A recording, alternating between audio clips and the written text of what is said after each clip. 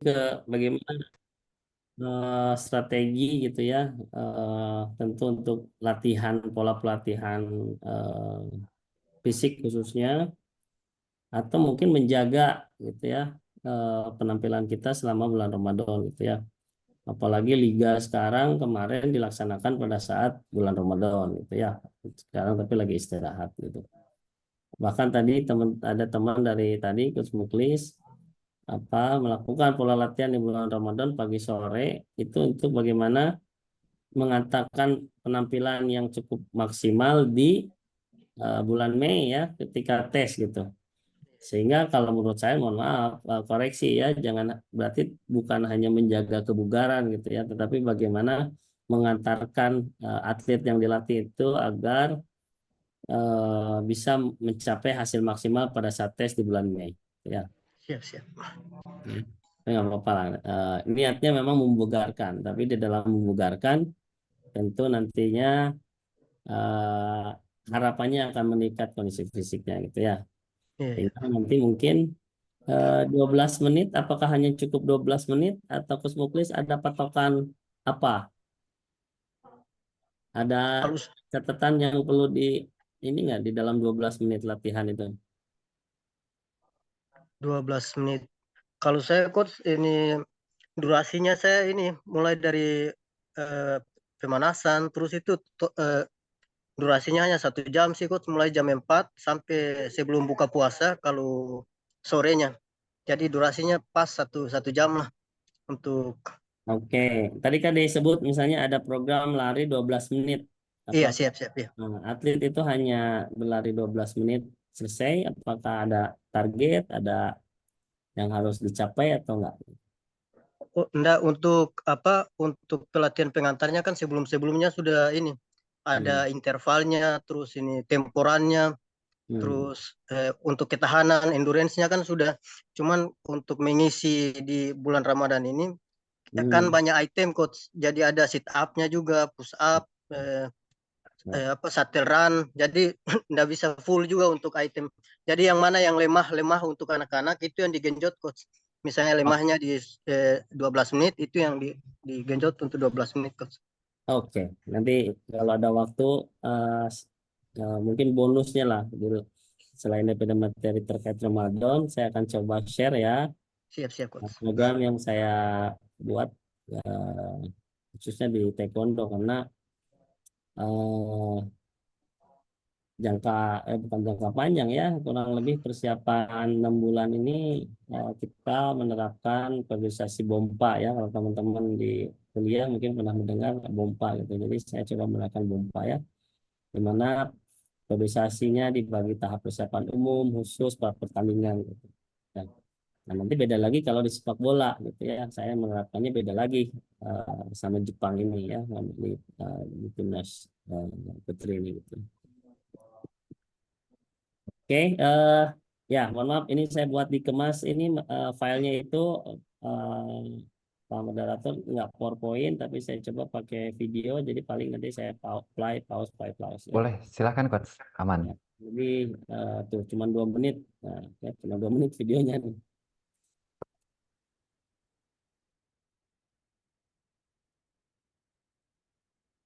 Ya, oke. Nah ini saya ada ini banyaknya kutipan. Jadi memang ketika saya baca beberapa penelitian, ini banyak penelitiannya dari luar ya, termasuk ini ada Tunisia juga atlet judo. Memang ada dua hal yang perlu kita kaji terkait pola latihan di bulan Ramadan. Ada yang menyatakan bahwa ya, bentar. Abi weh unggul penaltian malah sok bae. Ya Pep, penaltian. Abi unggul. Dimohon untuk para peserta lain dimatikan dulu kegiatannya. Kalau yang masih ada kegiatan dimatikan mic-nya. Silakan coach dilanjut. Ya, jadi eh, ada pendapat apa yang menyatakan bahwa atlet akan me- apa performanya akan menurun gitu ya, akan berkurang. Kenapa? Karena ada perubahan satu kebiasaan makan tentunya, karena kita makan di sahur ya, sebelum subuh, kemudian kita makan lagi di malam hari setelah buka. Dan juga tentu gaya hidup ya, gaya hidup itu misalnya nanti akan bahas juga terkait bagaimana pola tidur yang akan biasanya berbeda gitu ya, walaupun memang sebenarnya puasa ini adalah sebenarnya bulan latihan lah ya. Kita selalu membiasakan untuk bangun di tengah malam itu ya, di sepertiga malam untuk beribadah gitu. Tetapi siklus ini yang memang menjadi sebuah kebiasaan yang tidak terbiasa sehingga mempengaruhi performa dari atlet itu ya. Namun eh, itu nanti juga akan ada bahasanya. Ini biasanya terjadi pada saat minggu awal, sehingga penerapan pola latihan fisik di bulan Ramadan, saya biasanya merekomendasikan bahwa di minggu pertama adalah minggu adaptasi. Kenapa? Karena tubuh memerlukan adaptasi. Jadi puji syukur kehadirat Allah bahwa tubuh kita itu akan selalu beradaptasi. Beradaptasi ke siapa? Satu, terhadap cuaca jelas ya, yang disebut mungkin kita ada mengenal namanya aklimatisasi. Bagaimana kita bisa menyesuaikan cuaca gitu ya. Jadi saya biasanya kemarin di Sleman panas gitu ya, lama di Sleman. Terus pas balik ke Bandung yang notabene misalnya Cimahi itu dingin, itu saya bersin terus gitu ya. Tapi itu hanya berserang sehari 2 hari, setelah itu normal kembali. Kenapa? Karena secara otomatis tubuh kita akan beradaptasi terhadap lingkungan. Selain daripada lingkungan, tubuh kita itu akan beradaptasi terkait pola. Nah, polanya apa? Pola makan, pola tidur akan beradaptasi. Sehingga minggu pertama itu minggu adaptasi. Tetapi ada penelitian lain menyatakan bahwa ya ini pada atlet judo ya Tunisia menunjukkan bahwa beban latihan dan massa tubuh dapat dipertahankan sepanjang bulan Ramadan. Jadi tidak ada penurunan nih, tidak ada penurunan performa walaupun atlet itu melakukan bulan puasa. Nah, ini saya menjadi penasaran ketika pertama mengutip ini, saya agak penasaran nih. Ya, satu sisi memang mempengaruhi terhadap performa, sisi lain bisa tidak mempengaruhi sehingga penampilannya itu bisa dipertahankan sepanjang bulan Ramadan. Ya.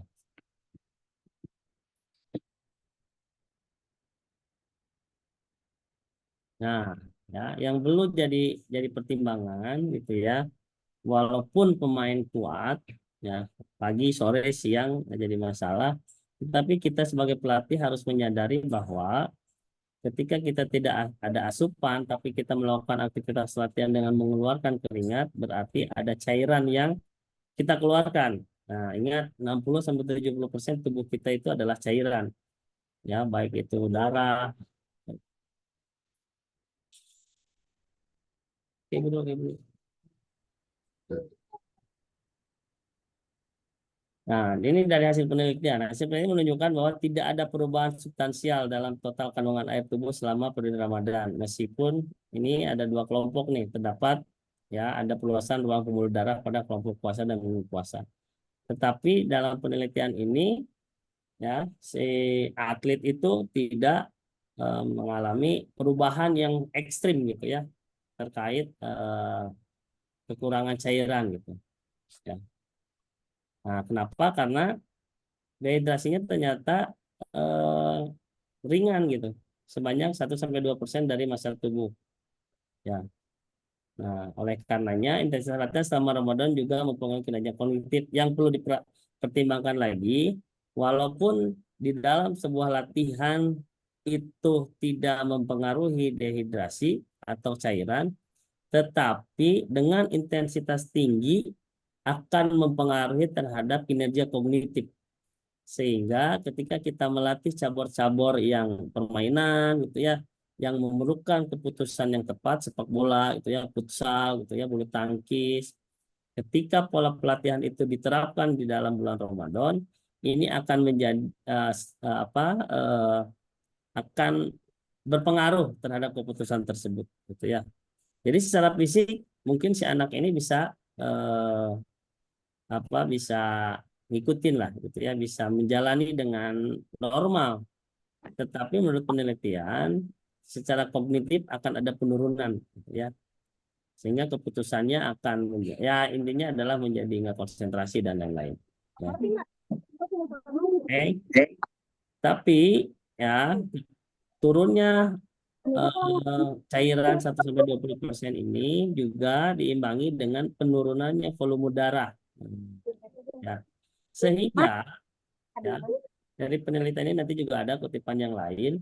Ketika ada kelompok yang puasa dan yang tidak puasa bisa melakukan hal yang sama, ya kuat dua-duanya, ya. Tetapi apa yang membedakan? Yang puasa itu denyut nadinya lebih tinggi dibanding yang tidak puasa. Ya, jadi kalau misalnya dengan kecepatan lari 12 menit misalnya dengan kecepatan sama gitu ya. Nah, yang puasa ini denyut nadinya mungkin bisa rendah, tapi yang puasa ini lebih tinggi. Nah, dia mampu bisa selesai, tetapi lebih mendorong heart rate-nya. Kenapa? Karena ada penurunan volume darah. Ya, disebabkan kekurangan penurunannya cairan 1-20% sehingga jantung akan lebih kerja lebih ekstra untuk memompahkan darah ke seluruh tubuh gitu ya. Oke. Ini ada beberapa kutipan juga. Kurangnya asupan atau dehidrasi ringan dapat mengganggu kapasitas latihan dan dapat menurunkan fungsi kognitif. Nah, ini diperkuat nih sama uh, Bensbo nih.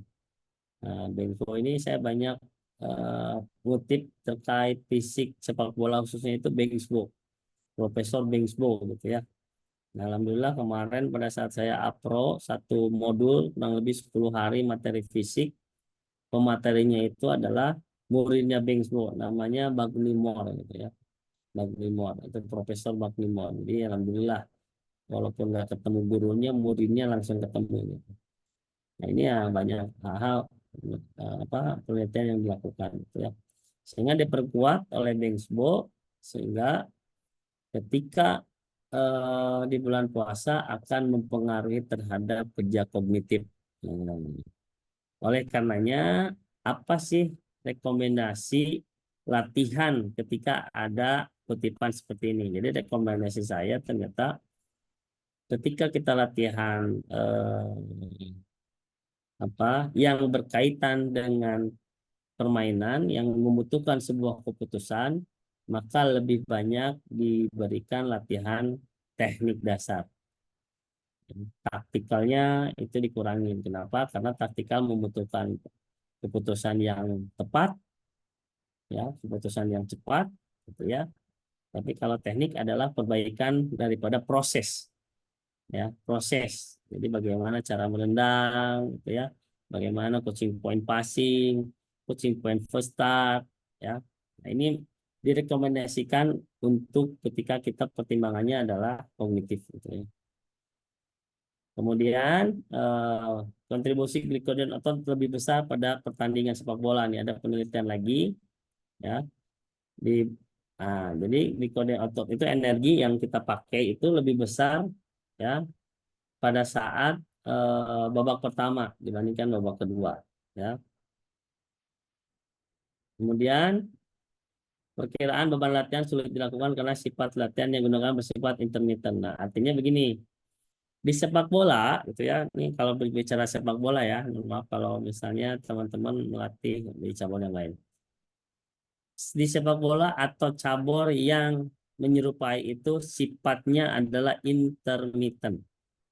Apa intermittent itu? Intermittent itu adalah kalau kita dilihat di denyut nadi itu kadang kita naik denyut nadi, kadang kita turun, nggak continue gitu ya, nggak seperti lari continuous run atau maraton, di mana kalau kita lihat di grafik denyut nadinya dia akan terus stabil di garis yang stabil ya, mungkin 170, 160, 70, 60, 70, 60. Tapi kalau di sepak bola atau di permainan yang menyerupai itu sifatnya intermittent, artinya kadang denyut nadinya tinggi, kadang di bawah. Misalnya ketika kita main bola, kalau kita pernah melakukan sepak bola, ketika kita intercept, ya, yang harus melakukan dengan kecepatan, maka denyut nadi kita tinggi. Ketika misalnya pemain striker menyerang di depan, pemain belakang itu hanya membayangi, mensupport, membaca, sehingga banyak diam, dia turun. Tiba-tiba serangan balik. Nah, pemain belakang dia langsung mengejar bola itu. Tinggi lagi. Nah, intermittent itu. Ya, itulah sepak bola. Ya, ya. Nah, oleh karenanya apa di sepak bola itu juga menjadi pertimbangan di bulan Ramadan itu tidak menjadi halangan gitu, karena dalam latihannya pun latihan intermittent. Jadi si atlet itu kadang intensitas tinggi, kadang denyut nadinya tinggi, kadang rendah, tinggi rendah. Nah, ini di di apa di dinilai itu tidak menjadi halangan bulan Ramadan karena karakter sepak bola itu intermittent gitu ya. Oke,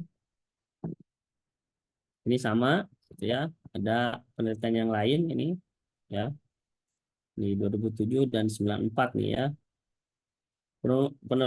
Penurunan volume darah yang disebabkan oleh dehidrasi menyebabkan peningkatan denyut jantung. Nah, jadi pertimbangan ya.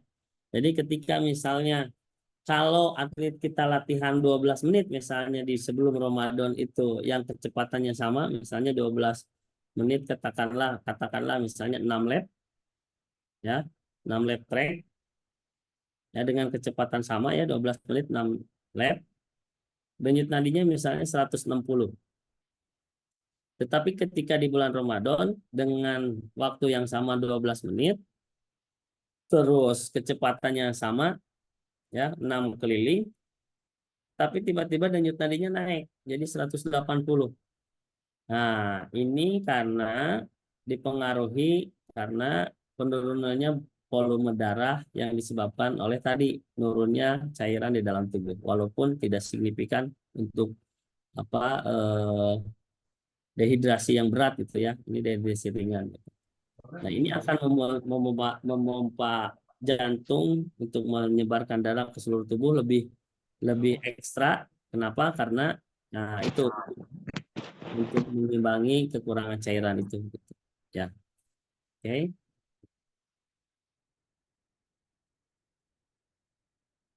Nah, ini ya, jadi jelas bahwa dehidrasi yang terjadi selama sesi latihan seharusnya menyebabkan peningkatan denyut jantung tadi, ya, ketika orang yang berpuasa. Kemudian detak jantung sudah ada bahkan sebelum dehidrasi signifikan akibat olahraga terjadi pada pemain yang berpuasa. Ya sama, artinya adalah dehidrasi akan terjadi walaupun nggak terlalu ekstrim, tetapi konsekuensinya adalah pompa jantung akan lebih tinggi dibanding sebelumnya. Kira-kira kenapa? Ya karena tadi yang orang puasa yang biasanya yang nggak puasa itu setelah melakukan lari kita minum, ya kita keluarin keringat kita minum lagi untuk mengganti. Nah karena ini nggak puasa kita keluar keringat tapi nggak ada yang diganti, makanya cairan akan berkurang gitu ya. Nah ini akan mempengaruhi pompa jantung yang lebih ekstra. Nah oleh karenanya yang direkomendasikan ketika kita latihan di bulan puasa itu tidak long distance ya, tidak waktu yang lama gitu ya, misalnya 1 jam ya, continue 1 jam. Yang kalau kita kemarin kita ngebahas tentang daya tahan kan ada 3 tahap ya, daya tahan foundation itu 40 menit sampai 2 jam, kemudian aerobic development ya 12 menit sampai 40 menit. Kemudian aerobik atau daya tahan threshold yaitu 2 sampai 12 menit. Maka kalau di bulan puasa direkomendasikan karena kita melihat kutipan ini adalah bagaimana jantung lebih ekstra ya. Nah, dihindari latihan yang lama gitu, yang panjang, yang kontinu yang panjang. Yang tadi lari 40 menit sampai 2 jam ya. Paling tidak kita di aerobic development ya 12 sampai 40 menit ya. Nanti kita lihat apa yang saya lakukan di atlet taekwondo ya. Kemudian ini menjadi pertimbangan juga karena adanya perubahan waktu makan selama bulan Ramadan yang tadi saya bilang ya. Nah, memungkinkan tadi dehidrasi akut. Nah, ya. Menurut penelitian itu tidak ada penurunan nih, dehidrasi ekstrimnya nggak ada penurunan, hanya 1-22%, kecil lah.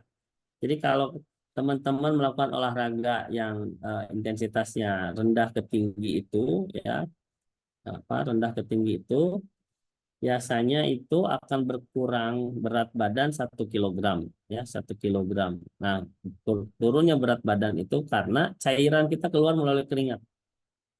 1 kilogram berat badan berkurang minimal harus diganti oleh 1 liter air.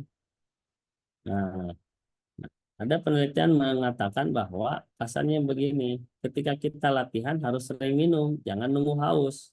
Ya, jangan sampai nanti sekarang nggak minum, tapi nanti hausnya itu setelah pulang ke rumah, mungkin teman-teman merasakan ketika makan, ya setelah makan tuh wah haus gitu.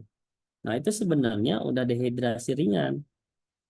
Nah, dehidrasi ringan itu apa? Karena ketika melakukan aktivitas, itu ada penurunan massa tubuh kita itu karena eh, hidrasi. Ya, nah, itu kalau nggak puasa. Nah, ini yang berpuasa gitu. Oleh karenanya ya kita ngeluarin keringat, nggak ada minum ya akan berkurang cairannya. Ya. Oke.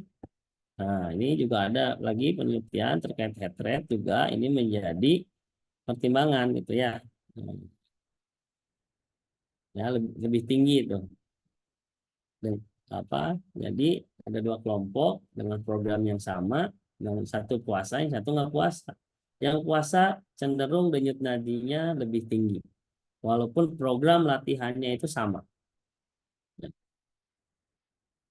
Nah, hal ini menunjukkan bahwa secara keseluruhan atlet-atlet ini bekerja lebih keras, ya, dibandingkan atlet yang tidak berpuasa, gitu ya. Artinya gini, ketika kita punya program, ya contohnya tadi 12 menit, bukan berarti kita memilah-pilah ini yang puasa jadi 10 menit, yang nggak puasa 12 menit. Boleh tetap 12 menit, tapi kita menjadi catatan bahwa heart rate yang puasa akan lebih tinggi hasilnya, ya karena dia puasa kan. Ya, ya. Oleh karenanya, ya yang perlu diperhatikan adalah bukan hanya program latihannya. Kalau tadi direkomendasikan di bulan puasa itu jangan melakukan program yang long distance, ya karena tadi pola pembuluh darah kita bekerja lebih ekstra, denyut nadi kita akan lebih tinggi untuk bekerja. Selain itu juga, ini Bengspo juga yang perlu diperhatikan tentu asupannya, ya. Jadi kalau tadi latihan pagi, sore, malam apa sih yang bagus nanti ada kutipan risetnya.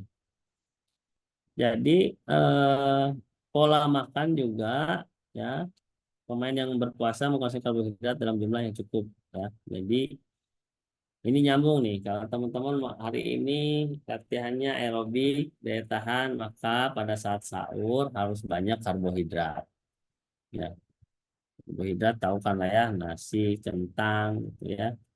Ya itu bisa apa lebih banyak karbonya gitu ya. Nah, kalau kita biasanya karbo semua kan sahur itu biasanya ya nasi, mie, kentang, apalagi itu karbo semua tuh, ya.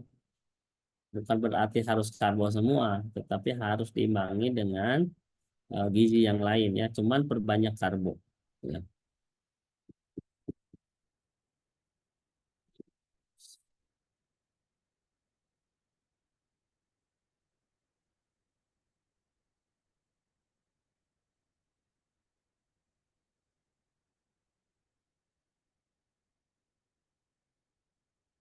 Oke, nah, ini ya sama juga. Bukti menunjukkan bahwa dehidrasi ringan atau kronis bisa menjadi faktor utama yang menyebabkan detak jantung lebih tinggi ya. Tadi sudah.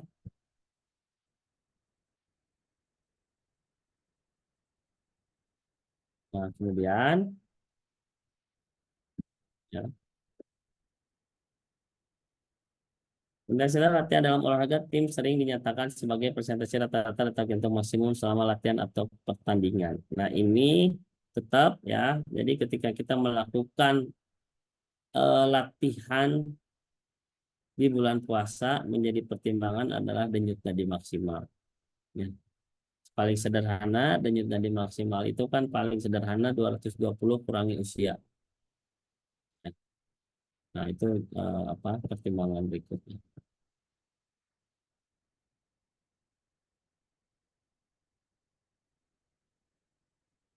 Kemudian di 2001 ya juga meneliti ketika orang yang berpuasa ya akan ada perubahan pola tidur.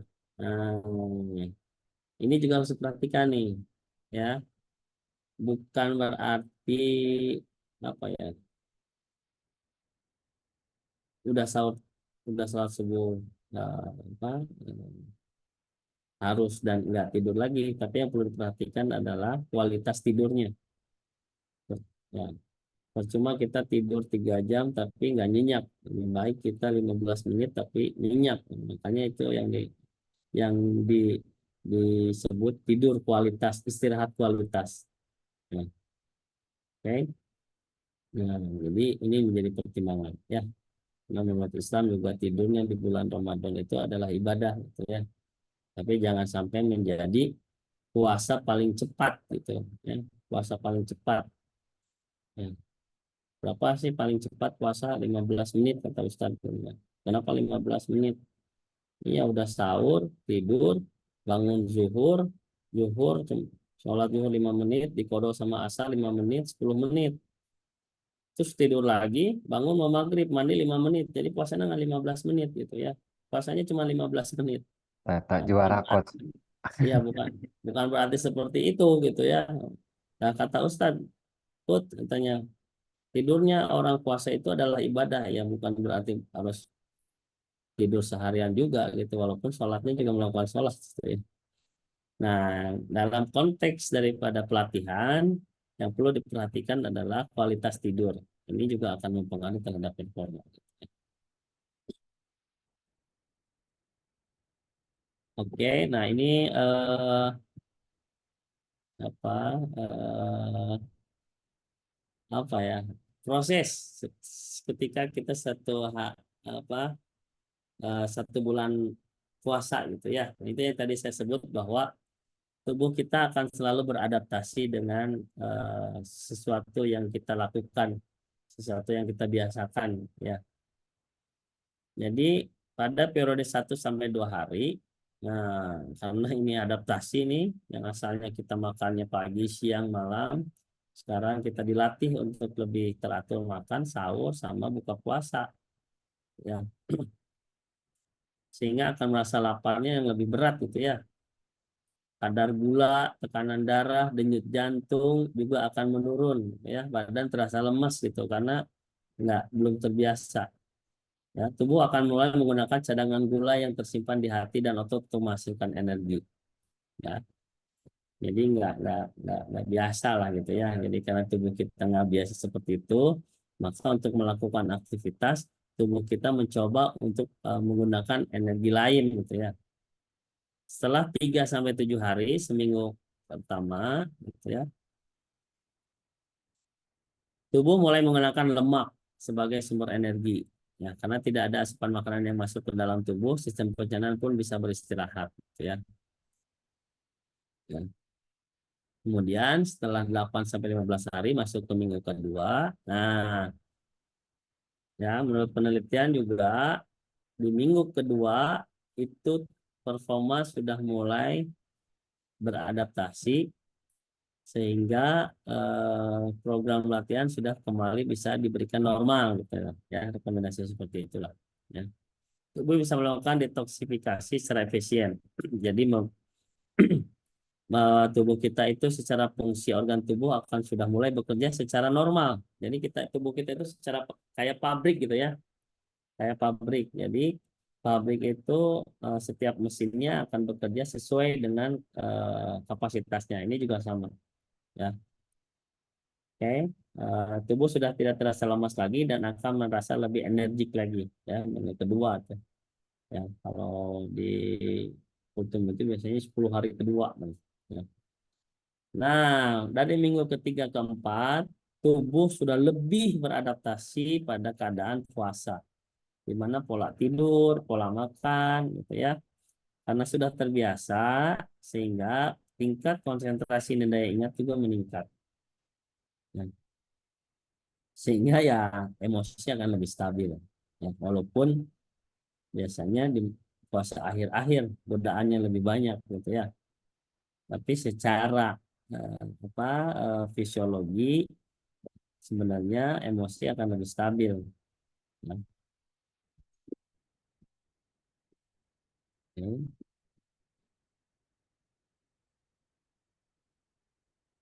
Nah, ini tadi pertimbangan waktu latihan, ya. Bisa pagi. Nah, pagi lebih bagus. Puasa itu latihan pagi lebih bagus. Ini yang saya lakukan di taekwondo itu kita latihan setelah sahur. Ya, jam 6, jam 7 kita mulai latihan. Ya. Kenapa pagi boleh? Nah, kira-kira ikut waktu latihan mandi pagi. Ya lebih bagus. Kenapa? Karena energi kita masih punya setelah makan sahur. Ya, ya.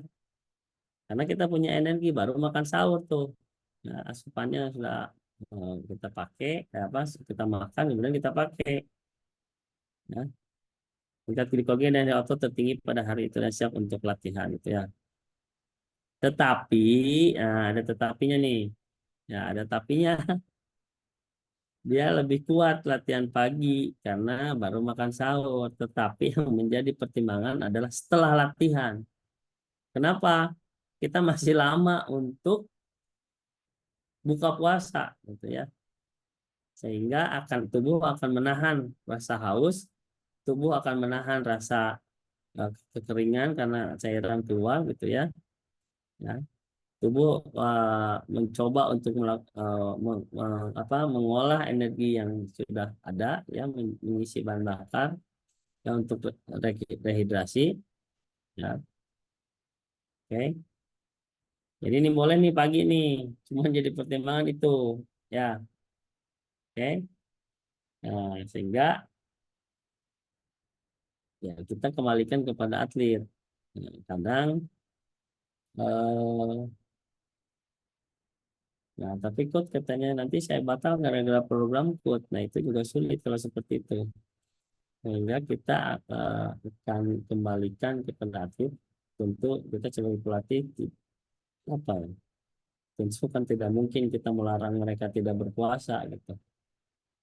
Tapi kita coba untuk melakukan latihan agar lebih optimal, lebih maksimal seperti tadi yang dikatakan Coach Muklis, pagi sore. Tapi sorenya yang kadang lemas. Nah, kenapa? Karena paginya itu lebih segar setelah makan sahur.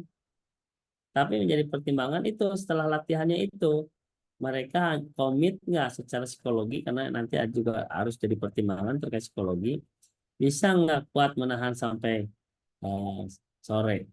Nah, tetapi setelah buka ini yang harus menjadi asupannya yang harus lebih baik, gitu ya.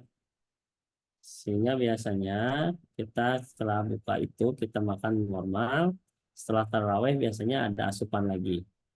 Bisa karbohidrat lagi, bisa roti, bisa pisang, gitu ya. Eh, Bisa tambahan protein. Nah, itu setelah sahur ada tambahan itu. Dan yang pasti eh, jelang dari buka sampai sahur, gitu ya. Nah, intensitas minum itu harus banyak, harus sering. Nah, itu pertimbangan.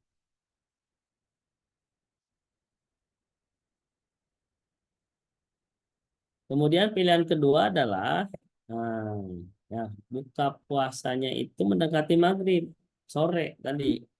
Ya, hal ini juga punya keuntungan, ya, karena masa penggunaan bahan bakar dan sanitasi segera setelah periode pelatihan, ya.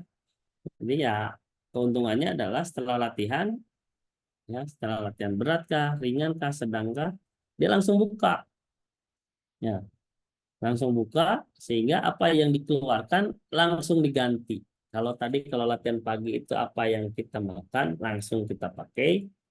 Kalau ini dibalik, kita pakai dulu yang ada, kemudian diganti gitu. Ya. Jadi ini seperti halnya kalau pagi seperti kartu debit lah. Kita punya saldo, kita pakai. Tapi kalau misalnya sore, kita seperti kartu kredit, kita pakai dulu, sudah pemakaian, ada tagihan belum bayar. Ya, ini jadi pertimbangan juga.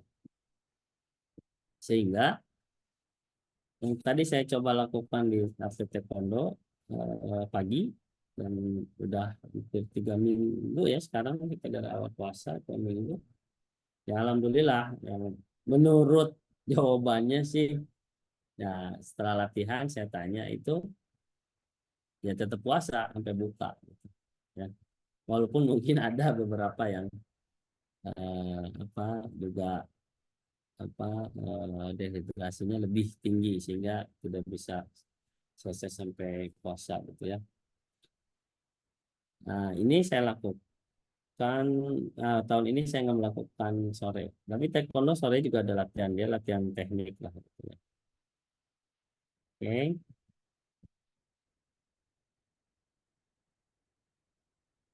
Kemudian ini juga sebelum latihan ketiga tadi ya bahwa seorang atlet itu tidur siang juga menjadi yang penting. Makanan juga penting, cairan juga penting. Ya.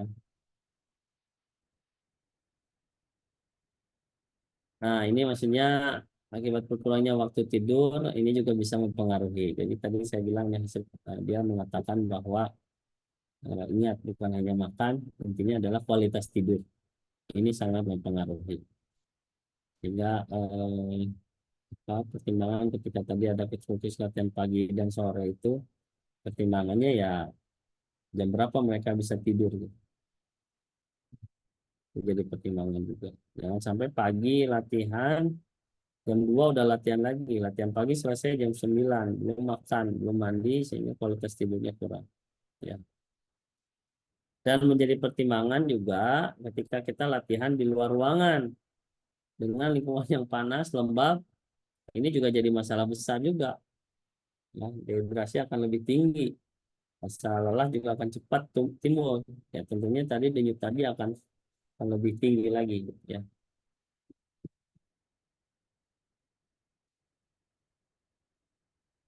Nah, pilihan ketiga adalah menggeser latihan setelah berbuka puasa. Ya. Nah, menurut survei, menurut survei nih, ya di luar nih atau kita ya, atlet lebih menyukai periode ini karena mereka bisa lebih siap untuk berlatih setelah buka puasa, gitu. Tidur cukup, makan, baru berlatih, ya.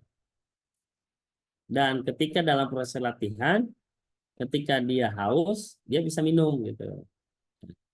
Sehingga mereka tetap terhidrasi, artinya terpenuhi lah cairannya. Ya. Setelahnya biasanya makan lagi, ya. Ya. Seperti saya sekarang di timnas putri, ya. Jadi seharian mereka aktivitasnya adalah individual, artinya bisa istirahat di kamar, bisa melakukan aktivitas di gym, gitu ya, baik pagi atau sore. Tapi yang pasti ketika kita latihan itu setelah buka, ya, dan dia minum.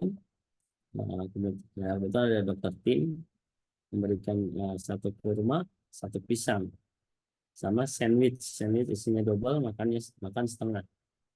Jadi ketika buka puasa di asupannya kurma, pisang, sama sandwich setengah. Baru sholat, setelah itu melakukan eh, aktivitas. Ya. Nah, ini hebatnya si apa pelatih Jepang ini ada perbedaan tradisi nih. Kalau kita biasanya pemain itu ada waktunya latihan 15 menit, stop, minum. kita yang nyuruh minum. Kalau Jepang ini menanamkan pada kedewasaan pemain katanya gitu. Sehingga saya pengen latihan itu tetap berjalan terus, karena main bola itu berjalan terus selama 90 menit. Terus kalaupun misalnya pemain itu haus, tidak perlu disuruh. Mendewasakan pemain itu mereka harus cari dulu kebutuhan dia untuk minum, gitu. Ya, ketika misalnya ada yang cedera, minum. Atau ketika ada waktu bola out, minum. Sama halnya dengan pertandingan. Kita nggak bisa menstop pertandingan untuk membiarkan pemain itu minum. Tetapi mereka minum ketika pemain ada yang cedera, atau mungkin di gawang itu disediakan minum ketika corner kick gitu. Nah, misalnya Jepang ini eh, apa ya? Pokoknya situasi banget pertandingan lah. Jadi pemain harus merasakan bagaimana ketat, keras dan apa? Kalau kasarnya itu apa, terbebaninya dalam pertandingan gitu ya, yang capek dan apa-apa ya itu dalam latihan juga harus seperti itu. Jangan dalam latihan itu keenakan, tetapi dalam pertandingan nyatanya adalah hal-hal yang tidak enak lah gitu. Ya. Nah, jadi ada 3 waktu yang dari penelitian itu bisa pagi, itu bagus karena keuntungannya setelah sahur ada energi yang dimakan kemudian dipakai. Tetapi pertimbangannya adalah atlet akan menunggu berjam-jam untuk melakukan apa hidrasi lagi, artinya apa penggantian cairan lagi. Sebelum di sore hari, ya ketika tidurnya cukup, nah, latihan juga bisa dilakukan, tapi konsekuensinya adalah setelah latihan itu langsung kita berikan asupan energi, ya. Atau malam setelah buka latihan, ini yang disenangi atlet karena dalam latihan bisa minum juga. Ya, nah saya biasanya setelah dari lapang, mereka naik bis ke hotel, dia memakan sandwich setengahnya, karena kan sandwichnya empat, ada 4 ya, 2 lapis. Jadi setengah sebelum latihan, setengahnya perjalanan ke hotel, persiapan mandi, baru kita makan. Sama halnya karena kita juga satu hotel dengan timnas U20 putra, mereka latihannya setelah kita jam setengah 9.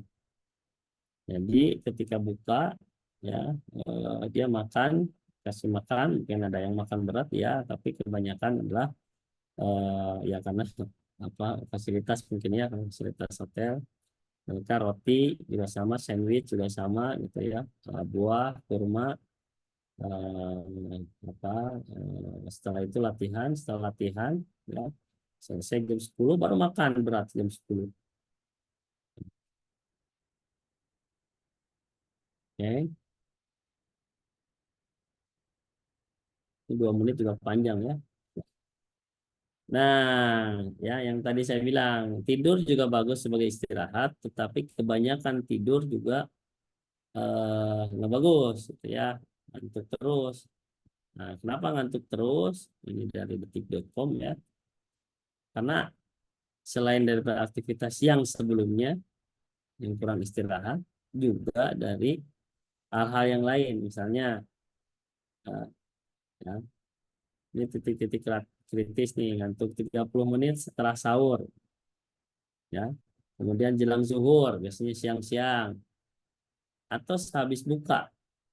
Nah, itu ngantuknya di situ tuh. Ya, setelah sahur, subuh biasanya ngantuk. Sebelum zuhur, siang-siang, ya, atau sehabis buka malah, gitu ya. Penyebabnya adalah glukosanya tinggi, terlalu berlonjak gitu. Glukosa itu apa tuh? Gula sederhana yang larut di darah, terlalu tinggi. Makan berlebihan, ya.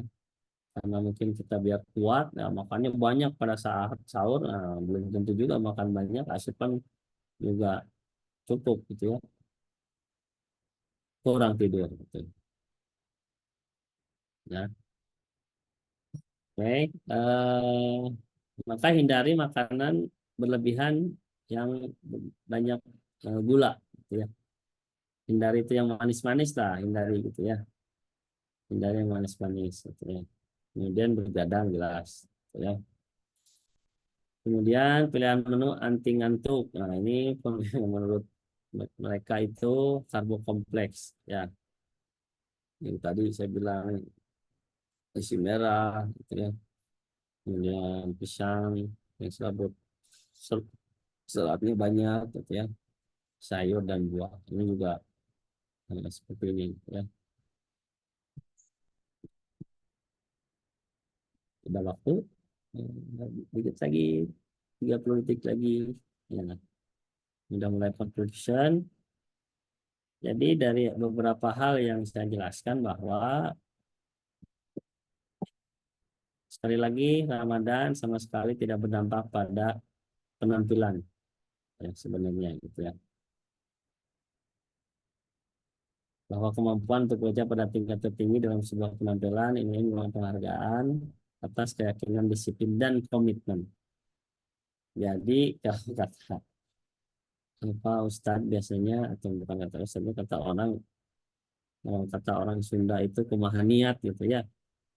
Ya, kembali lagi pada niat sebenarnya. Ya, kalau tadi di awal kan ada yang menyatakan bahwa puasa itu menjadi menurunnya apa performa, tapi ada juga yang menyatakan bahwa dari penelitian itu tidak ada penurunan penampilan gara-gara puasa gitu ya. Nah, dalam hal ini ternyata kembali lagi pada psikologi. Sehingga dalam latihan itu tidak terlepas dari fisik, empat aspek ya, fisik, teknik, taktik, mental. Nah, dalam hal ini juga kembali lagi pada komitmen mental. Nah,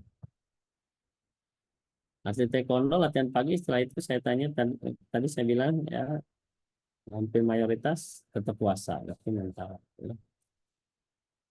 Saya atlet perempuan pemain ya, walaupun putri, ya, saya tanya ke dokter itu, kok ini dok emang lagi mens atau enggak gitu. Oh si A itu enggak, lalu enggak puasa kenapa gitu. Saya tanya lagi, apalagi karena minggu ini memang ada apa, memang fokus dalam seleksi ya, ada promosi degradasi pemain itu. Takut saya mungkin takut nggak kuat, takut kram gitu dan lain-lain. Hari pertama, jadi pemain pemain timnas putri hari pertama latihan itu banyak yang kram, gitu ya, banyak yang kram. Dan mungkin salah satunya adalah memang pola latihan Jepangnya agak tinggi, bukan tinggi sih sebenarnya, jadi lebih ke banyak kognitif lah, sehingga terkuras cairan lebih tinggi untuk berpikir, ya. Sehingga besoknya mereka tidak puasa. Gitu. Ada juga yang mengatakan bahwa mereka berusaha meningkatkan level performa mereka untuk membuktikan pada manajemen klub bahwa Ramadan bukanlah sebuah masalah. Jadi sekali lagi, ada beberapa pemain di Eropa pun, artinya dia bertanding tapi tetap berpuasa gitu. Dan nyatanya mereka performanya ya tetap seperti biasanya gitu. Hal ini juga menunjukkan bahwa Ramadan bukan menjadi masalah. Ya. Dan selain niat, ternyata juga ya keimanan kita juga memang bisa membantu untuk bagaimana menunjukkan kepada rekan-rekan, manajemen, pelatih bahwa Ramadan sekali lagi bukan menjadi masalah.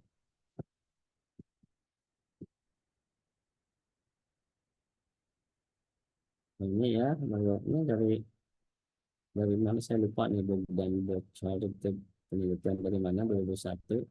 Ramadan bukanlah hambatan, tetapi lebih merupakan pergeseran fase asupan makan. Ya, sahur buka, sahur buka. Perubahan siklus tidur, ya bangun sahur, setelah itu ada tidur mungkin ya, kemudian atau siang tidur, kemudian buka, sholat malam baru tidur. Ya. Sehingga ini akan mengakomodasi perubahan waktu asupan makan. Sekali lagi, terasa berat di minggu awal, karena tubuh perlu waktu untuk beradaptasi.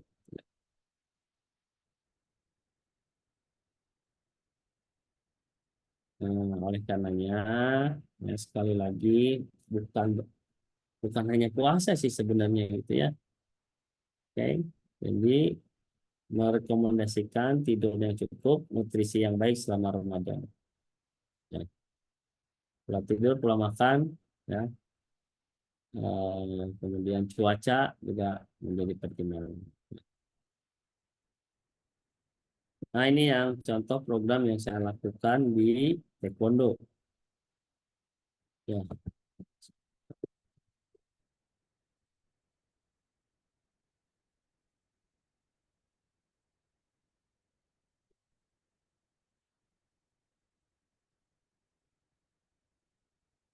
Maret tuh, Sabtu saya kasih intensitasnya tinggi. Gitu ya. Jadi saya tuh latihan speed, artinya nggak long distance, ya, hanya eh, apa namanya, speed agility, koordinasi. Ya, karena Taekwondo perlu, walaupun tidak ada aktivitas lari, tapi saya butuh kapasitas anaerobiknya, kemudian kelincahan dan koordinasi gerak kakinya, kelincahan dalam menghindar, menendang, ini juga perlu. Tapi ini short, ya, dan, tidak lebih dari 5 detik dia sprint, kemudian dia istirahat. Ya. Kemudian ada continuous run 20, 15, 15. Tapi ini saya biasanya mereka cukup di eh, set kedua saja, sampai 20 sampai 15. Ya.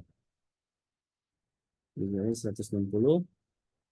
Kemudian di sela-sela lari ini saya masukkan stabilisasi. Ya, karena taekwondo itu dibutuhkan kekuatan yang bersifat balancing, gitu ya, seimbang. Bagaimana setelah lari dalam keadaan capek, atlet tetap bisa mempertahankan keseimbangannya. Begitupun dalam pertandingan.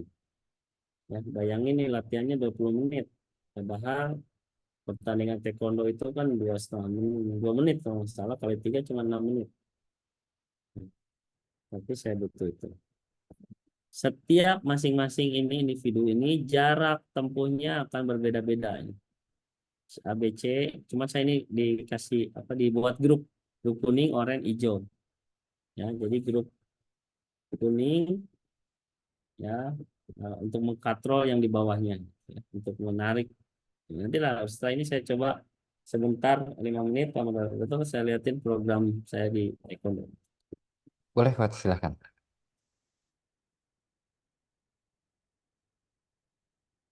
Nah, saya rasa materi cukup sini. Izin sebentar ya, saya coba.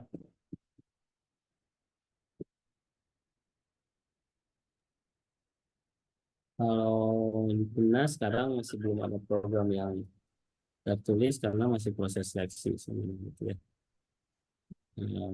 Kita akan menghadapi dan mohon doanya akan Amin.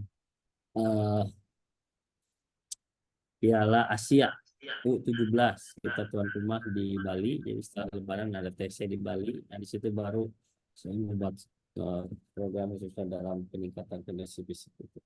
Amin. Sukses selalu, Coach. Ini. Kalau misalnya.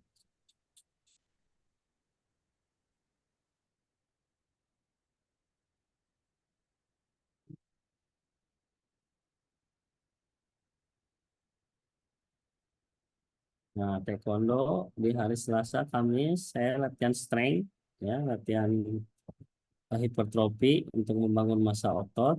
Saya kasih programnya setelah buka. Jadi setelah terawih jam 8, setengah 9 mereka eh, lakukan gym, ya. Bebannya masing-masing juga beda karena kemarin dulu awal saya tes 1 RM-nya berapa kilogram, sehingga saya akan hitung berapa persennya bebannya masing-masing akan berbeda karena dibutuhkan protein yang tinggi karena bebannya latihan strength otot yang dominan. Maka saya latihannya setelah ada asupan atau setelah buka puasa gitu. Nah, urusannya sama besi soalnya.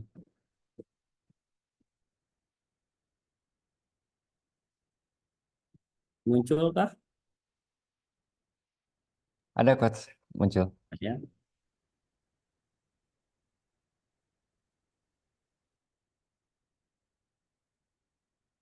Ini periodisasinya sebentar saya.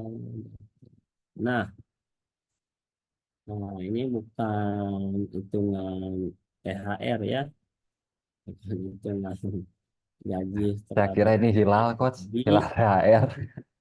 mau lebaran jadi kami THR ya. Oke, nanti THR-nya dari Prima Academy lah, merchandise gitu ya. Jadi Amin. ini misalnya ya, yang tadi saya bilang, saya tanya, Coach Muklis kasih 12 menit ada target nggak nih si pemain itu? Atau hanya lari 12 menit, ada target nggak jarak atau denyut nadi? Nah, saya sarankan setiap individu akan kemampuannya akan berbeda. Kita tahu dari mana bedanya dari tes. Ini misalnya saya tes Balke nih, ada pemain satu ya tes Balkenya 2440. Jadi pas di cek ya karena dia baru datang, sekarang alhamdulillah nih ketika di tes ini lebih dari ini. Tapi ini tes awal. 2400 kurang lebih cuma 6 lap lebih sedikit nih. Ya, 6 lap lebih 40. Ya, itu saja rendah. Maka saya hitung kecepatan per sekonnya kan ya. Berapa segini nih tuh 2,7 detik per meter kecepatannya. Maka kalau saya oke berikutnya programnya 20 menit nih. 20 menit tapi intensitasnya 75% dari hasil tes ini ya.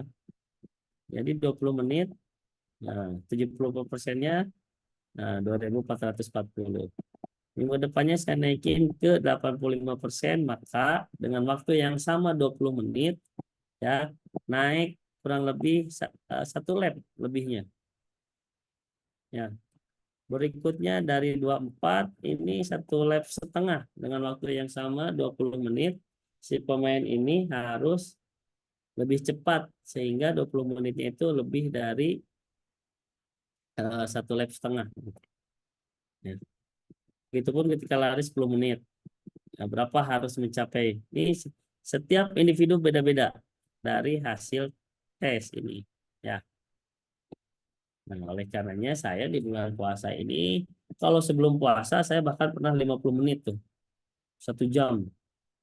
Karena tidur cukup, makan cukup, setiap berlangsung latihan kita bisa minum. Ya, tapi bulan puasa ini pertimbangannya adalah tadi ya kita tidak bisa minum tengah-tengah. Nah, tadi saya cuma 20 menit, bahkan 15 menit ya. Ini pun yang putih semuanya sesuai dengan jarak masing-masing. Maka tuh programnya ya 20 menit, 20 menit, tapi setiap pemainnya jaraknya berbeda. Jadi saya cuma ngasih ke pemain itu, oke program hari ini 20 menit, silakan lihat jarak target masing-masing. Ya, itu ada sirkuit, gitu ya. 1 jam, saya pernah 50 menit kalau nggak salah, bukan 1 jam. 40 menit, ya. 20, 30, 10,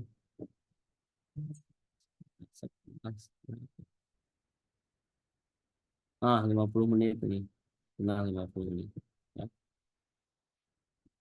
oke.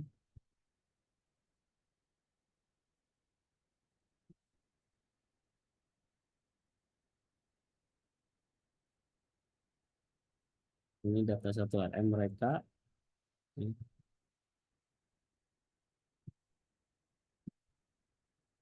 Nah, ini 1 RM dan press mereka, 1 RM squat, 1 RM deadlift.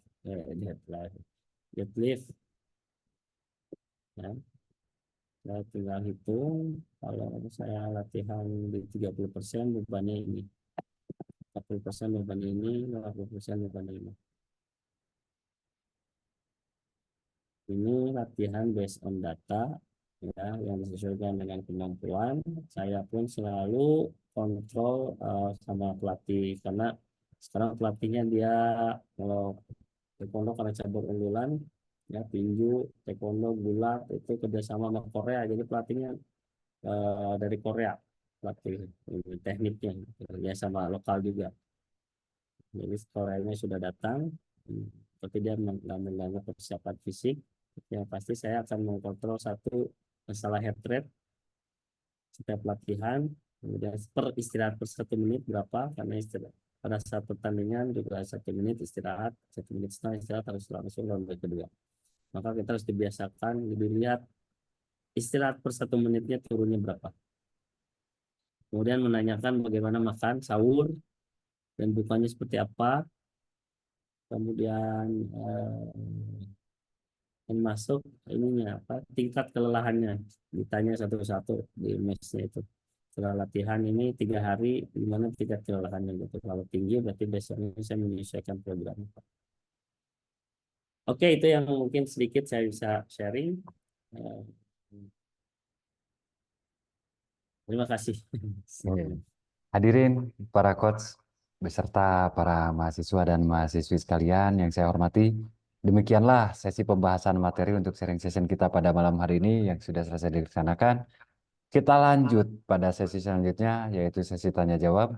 Bisa lewat raise hand untuk bertanya langsung ataupun bisa bertanya dengan mengetik via kolom komentar.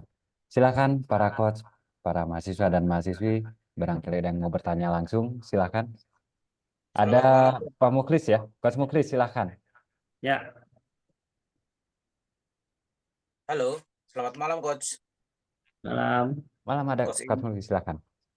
Ya, terima kasih Coach. Izin bertanya, ini kebetulan kan yang saya anak-anak didik saya ini kan latarnya memang non basic ya, maksudnya bukan basicnya apa atlet seperti istilahnya anak-anak mami yang dibimbing di sini. Jadi fisik dan kebugaran mereka ya seperti yang dikatakan coach tadi beda-beda. Jadi di sini saya juga diberikan tanggung jawab juga untuk menurunkan berat badannya anak-anak ini. Atletnya setelah berjalan 2 minggu, sudah 2 minggu latihan. Biasanya kalau latihan di luar bulan puasa itu berat badannya turun secara gratis, tapi yang saya lihat sudah 2 minggu berjalan latihan, saya kontrol lagi kepada anak-anak yang ikut latihan. Mereka bilang yang disampaikan sudah ditimbang berat badannya. Sudah coach, tapi belum turun berat badannya. Maksud saya di sini apa yang perlu diperhatikan gitu coach, faktor-faktor apa sehingga dari tadi yang target kita untuk menurunkan berat badan itu bisa secara maksimal, yang artinya beda. Padahal kalau mau diperhatikan kan ini bulan puasa tidak makan kan sudah puasa terus sudah latihan tapi kok berat badannya juga enggak turun gitu. Mungkin itu coach. Terima kasih. Oke, bagus pertanyaannya. Ada 2 hal yang menjadi fokus kalau menurut saya. Satu, sama ketika saya melatih sekarang taekwondo karena berkaitan dengan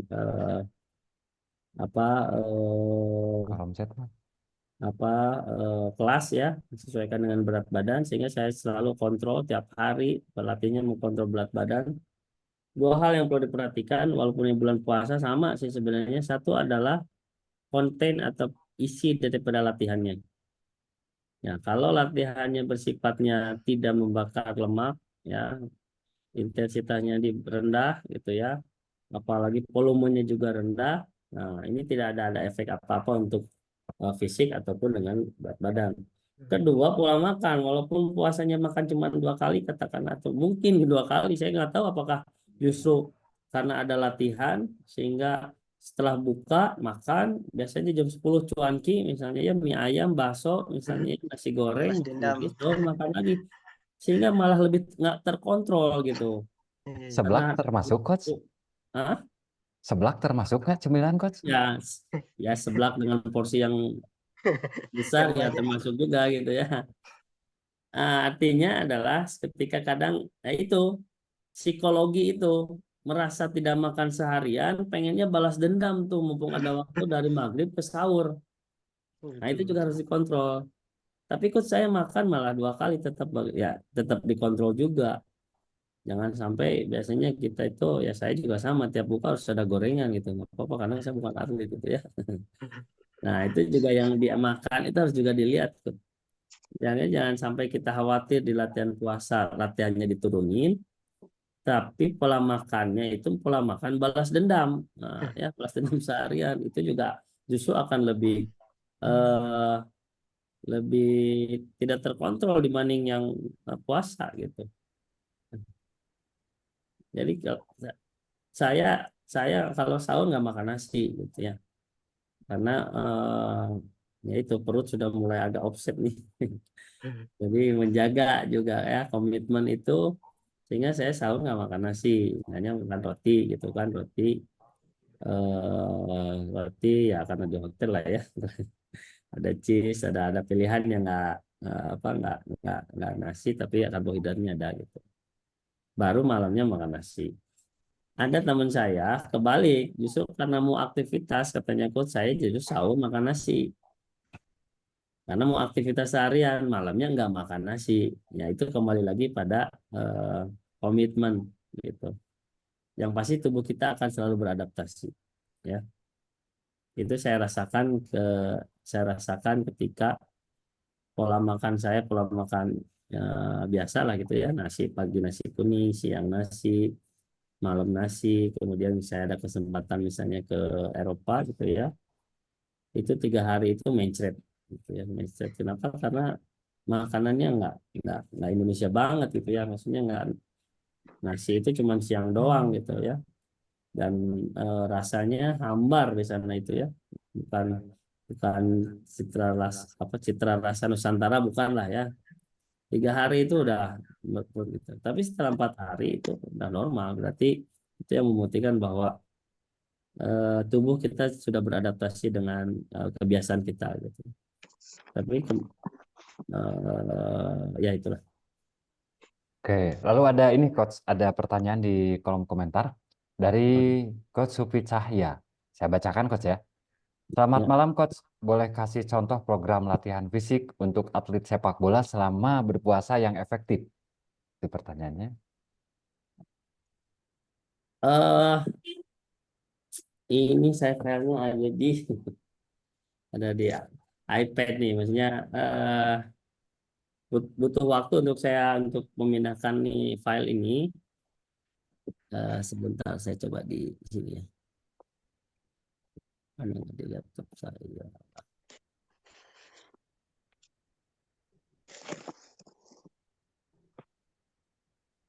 Ah,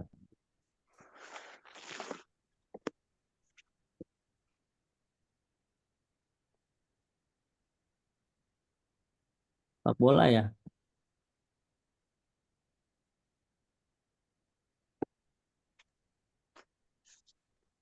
Program latihan fisik untuk atlet sepak bola selama berpuasa yang efektif. Ya, ya. Oke, oke. Eh, jadi sebenarnya seperti halnya tadi saya katakan bahwa eh, karena tadi yang denyut nadinya lebih kerja lebih tinggi karena kekurangan cairan itu, sehingga disarankan itu eh, tidak volumenya tidak yang tinggi gitu, jadi tidak yang lama gitu ya. Itu yang pertama, aktivitasnya nggak lama tapi intensitas mulai sedang ke tinggi, oke, tapi nggak lama. Kalau dikaitkan sama sepak bola ya buat small set game ya. Halo. Nah, ini contohnya small set game. Ini ada ya? Muncul kan? Muncul. Betul, coach. Nah, saya pengen latihan, saya pengen high pressing gitu ya. Jadi bagaimana saya buat 3 tim ya, merah, hijau, kuning. Jadi bagaimana merah bisa possession sama kuning dengan 2 area ini. Ya, hijau defending, kalau merah berhasil ke kuning, hijau terus kejar. Kalau hijau atau tim yang defending dapat bola, misalnya nih bola di merah, hijau dapat, hijau langsung ke kuning, merah jadi defend. Terus transisi. Nah, ini high ini karena pressing ya. Tetapi volumenya jangan sampai latihan ini 30 menit gitu ya. 20 menit. Ini mungkin 5 menit, 3 menit udah cukup. Kenapa? Karena tadi sepak bola itu intermittent, sehingga direkomendasikan dalam bulan Ramadan itu nggak terlalu ada penurunan performa karena si pemain kadang diam ini ketika bola di merah pemain denyut tadi diam turun. Bola ke kuning, kuning langsung bermain denyut tadi tinggi, merah diam. Atau sebaliknya hijau tinggi, kerebut bola pindahkan ke kuning, hijau diam. Jadi bersifat intermittent. Ya, jadi dalam puasa ini semua set game dengan intensitas sedang ke tinggi. Hanya volumenya yang rendah. Volume itu waktunya jangan terlalu lama. Ini 2 menit, 3 menit, oke cukup. Ya,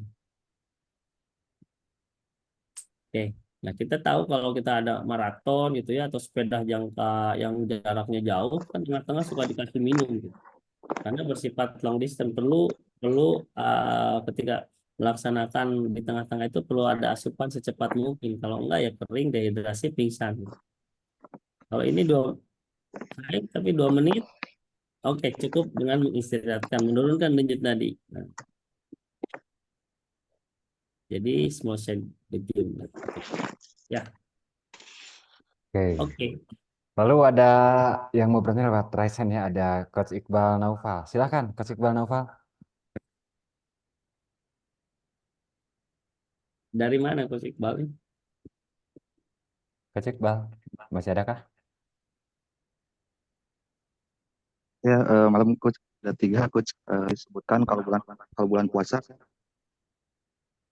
Ya, halo. Coach Iqbal Ada. dari Coach Iqbal dari mana? Coach Iqbal silakan. Dari Bandung, coach. dari Dari Bandung. Dari oh Bandung. Bandung. Ya ya, Ya. oke. Ini tadi kan yang pertama disebutkan kalau di bulan puasa itu akan mengurangi kognitif anak dalam melakukan latihan dalam permainan Ya, seperti latihan taktikal seperti itu. Nah, betul. disarankan untuk lebih ke teknis. Nah, Ya. pertanyaan saya itu, apakah di bulan puasa juga akan mempengaruhi daya tangkap si pemain gitu, coach? Terus yang kedua, pertanyaannya, bagaimana cara untuk meningkatkan psikologi kan pemain itu kadang-kadang kalau latihan fisik itu secara mental dia kadang-kadang jadi menurun dan eh, nggak jarang jadi leha-leha gitu, coach. Ya. Nah, terus bagaimana cara meningkatkan psikologi mental si anak dalam latihan fisik gitu, coach. Terus Umum yang ya, terakhir umum bukan sepak bola eh, umum. sepak bola, Oh, coach. sepak bola, oke oke. Ya. Terus yang terakhir eh, program setelah libur Lebaran ini kan liburnya jangka panjang 2 mingguan, sekitar 2 mingguan. Nah, Hmm, setelah libur ini program apa yang cocok buat meningkatkan fisiknya gitu, coach. oke. Good. Ya, terima kasih, coach. Eh, yang pertama terkait kognitif ini dari riset ya, dari riset akan menurunkan kognitif gitu ya. Karena tadi kerja tubuh itu lebih ekstra gitu. Walaupun teknik ini berhubungan dengan motorik, ya, sehingga akan mempengaruhi terhadap sebuah keputusan. Nah, ketika tadi dilihat ini satu kutipan ya, tapi ada kutipan lain. Tubuh kita akan belum secara stabil ketika minggu pertama.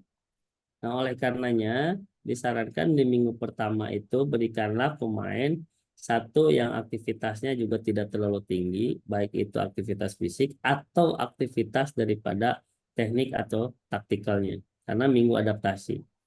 Jadi lebih banyak ke fun game, misalnya, ya. Lebih banyak misalnya lebih ke game-game yang sederhana gitu ya. Hanya game misalnya dengan kalau ini sepak bola ya, gawang 4 gitu ya. Dia golnya gol target gawang kecil. Jadi lebih yang sederhana gitu. Nah, nanti setelah adaptasi, nah ini mungkin bisa dibantah teori ini ketika dikaitkan dengan kalau minggu kedua itu tubuh lebih akan beradaptasi. Nah, sehingga di situ mulai diberikan latihan-latihan yang dituntut untuk sebuah keputusan lah gitu. Ya.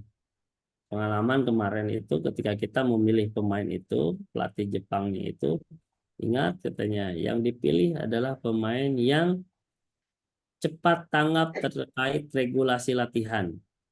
Ya, jadi ketika latihan itu dibuat beberapa regulasi. Misalnya paling sederhana dibuat free touch, kemudian dibuat 2 touch. Nah, dibuat 1 touch. Ketika 1 touch ada nggak yang dia masih 2 touch atau 3 touch? Masih banyak pemain kita yang lupa kut. Oh gini lah. Daya tangkap yang kurang. Sehingga katanya dilihat pemain itu yang menjadi catatan ya jangan dipilih lah katanya gitu. Oke ya, jadi pertimbangannya itu. Jadi kita lihat di minggu pertama yang lebih sederhana latihannya, minggu kedua mulai baru ditingkatkan progres gitu. Walaupun dari penelitian itu kognitif menurun, tetapi ya saya juga dapat walaupun baru beberapa pekan sama pelatih Jepang ini, pemain harus dilatih tingkat kesulitannya. Jadi kalau misalnya dikasih regulasi satu pemain bisa, kita harus cepat-cepat berubah regulasi yang lebih berat agar pemain juga bisa mengatasinya gitu. Jadi beri tantangan terus katanya. Nah, ketika itu ya kita dicoba nih. Ini dia di Jepang nih. Saya juga belum mengiyakan memperbolehkan. Nah, riset sederhana mungkin ikut bisa lakukan di tempat masing-masing. Ini bagaimana nih nanti kalau ketika puasa itu di banyak regulasi. Nah, tanggapannya bagaimana? Sekarang mungkin nggak bagus kut. Nah, coba nanti setelah puasa. Kalau sama-sama nggak bagus, berarti bukan masalah puasa dan nggak puasa, kualitas pemain gitu, atau kualitas melatih kita gitu. Berikutnya apa tadi kedua tuh? Yang sesudah Latihan puasa, fisik ya, ya. bagaimana ya? Nah, satu itu prinsip variasi ya. Di teorinya ada prinsip latihan, variasi. Maka agar pemain itu tidak malas latihan fisik, kita harus membuat variasi. Sehingga pemain itu tidak merasa itu latihan fisik. Nah, makanya materi sebelumnya saya bilang latihan sepak bola untuk fisik. Jadi latihan sepak bola, pemain itu kalau latihan sepak bola itu pasti seneng. Kayak tadi tuh 5-5-5. Itu latihan bola, tapi saya pengen high pressing misalnya. High pressingnya taktikal, latihan bolanya ada, ya ada menyerang, ada bertahan, ada transisi. Saya pengen high juga. Nah, itu latihan fisiknya 2 menit. Pemain tidak akan mengeluh kalau begitu biasanya. Tetapi apalagi usia muda, kita jangan terlena juga.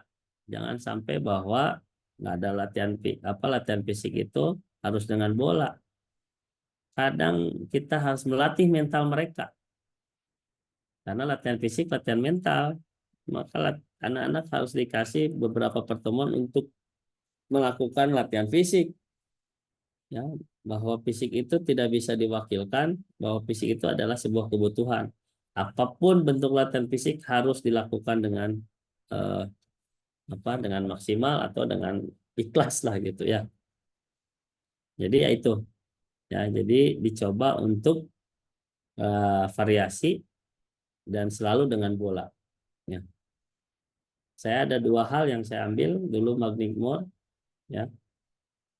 Magnic More itu latihan fisik khususnya kayak speed ke apa, dia nggak mau banyak marker atau kones gitu karena di dalam permainan itu nggak ada marker, nggak ada kones. Saya taruh marker start di biru, finish di merah. Biru, nah ini biru, finish di merah ya. Hampir 80-90% ketika dia sprint dia akan berkurang kecepatannya sebelum nyampe marker yang sudah kita tandain, betul nggak? Nah, sehingga dia nggak terlalu masalah marker. Ya, bahkan sama bola tuh, bola itu dipasing apa suruh kejar, bukan marker. Karena dalam permainan pemain mengejar bola gitu ya, baik itu ketika bertahan atau mungkin ketika menyerang. Pertanyaan berikutnya adalah bagaimana penerapan pasca puasa gitu. Karena Puasa udah atau libur sudah 2 minggu. lebaran karena libur Ya, panjang. ya 2 minggu. Liburnya terlalu panjang kok. Untuk gajian, dan pelatih kayak 2 minggu. Ya.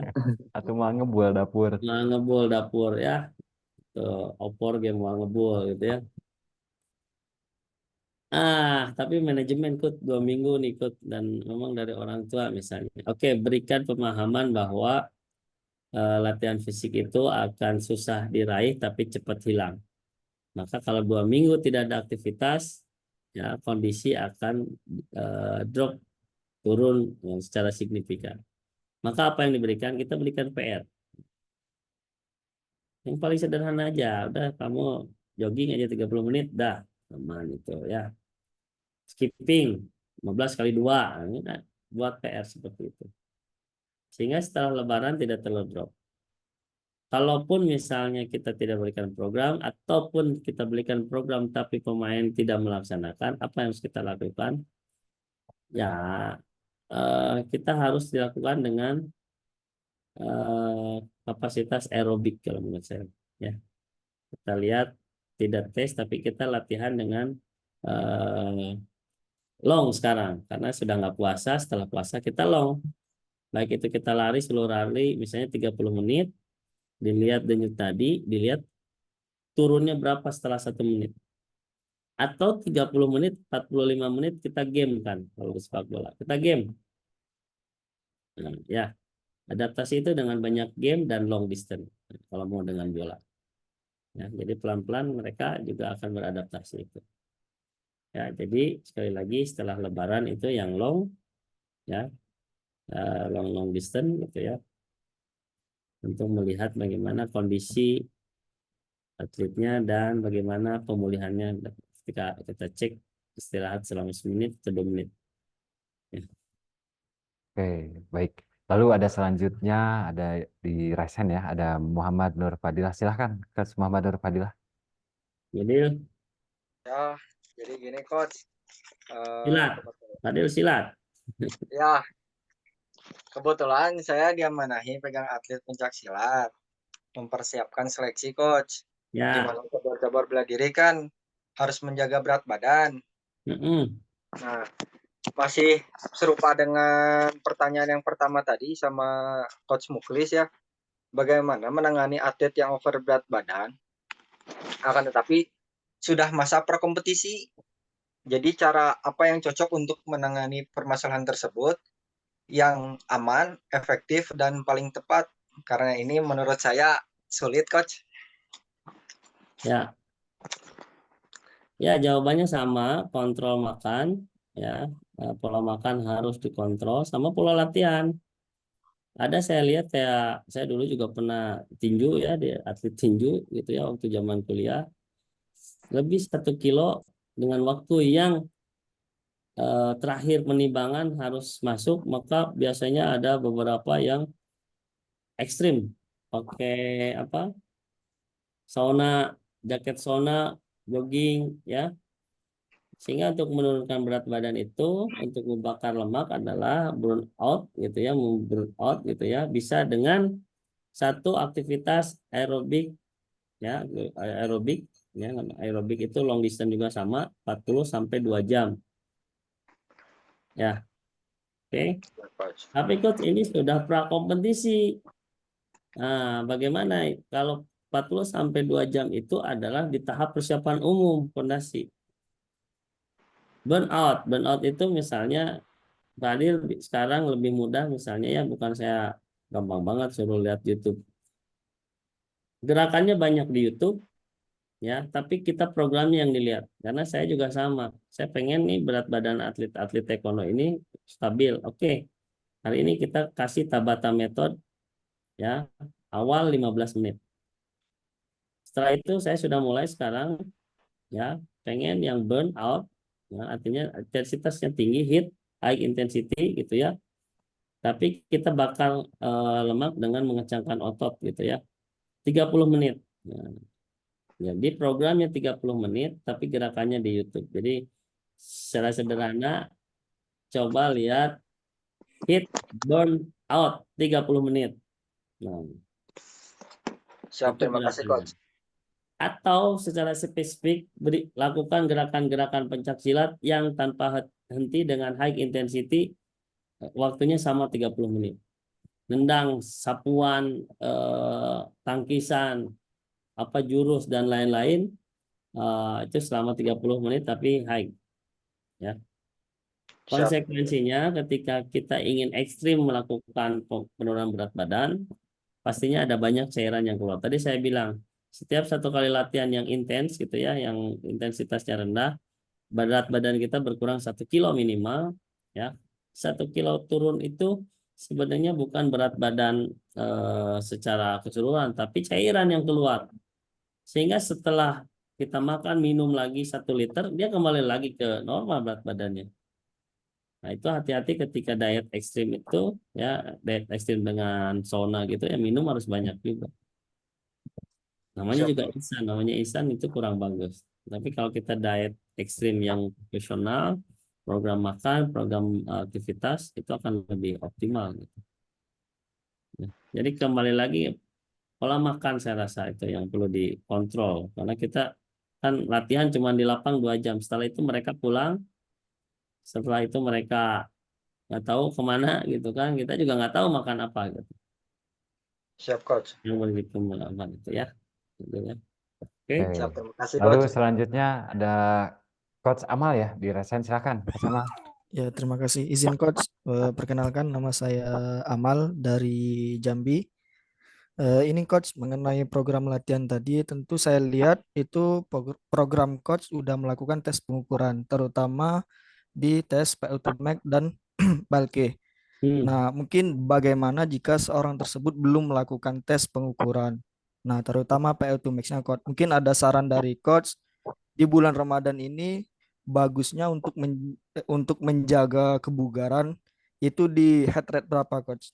Nah, dan satu lagi, apakah setelah pasca bulan Ramadan ini kita melakukan tes pengukuran kembali Coach secara keseluruhan gitu Coach? Terima kasih.